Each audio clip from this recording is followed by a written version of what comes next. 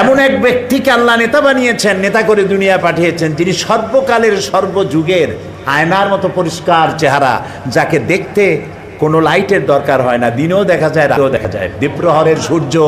দ্বীপ্রহরের সূর্য অন্ধ অবলোকন করতে পারে, সে চোখ দিয়ে দেখে না, কিন্তু অনুভব করে দ্বীপ্রহরের একটা সূর্য উঠেছে, যার তাপ এসে তাকে বলে দেয় এখন দুপুরের রোদ, চৈত্র মাসের দুপুরের রোদ।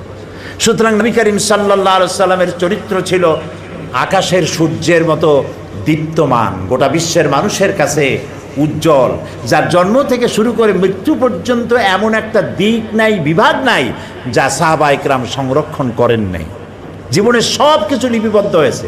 আপনি কোন নেতা পাবেন এমন বলেন, একজন নেতার নাম বলেন যার লেখাপড়া জন্ম, লেখাপড়া মৃত্যু, আর জীবনের রাজনৈতিক কয়েকটা বক্তৃতা, এছাড়া আপনি কি জানেন? আর বইটি বা কি লেখা আছে?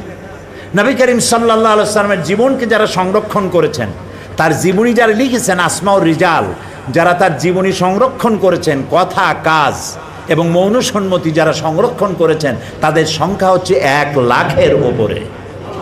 পৃথিবীর কোনো মানুষের জীবনকে এইভাবে হাই পাওয়ারের মাইক্রোস্কোপ যন্ত্র দিয়ে কোনো মানুষকে এভাবে দেখা হয় নাই, যা দেখা হয়েছে রাসূলকে।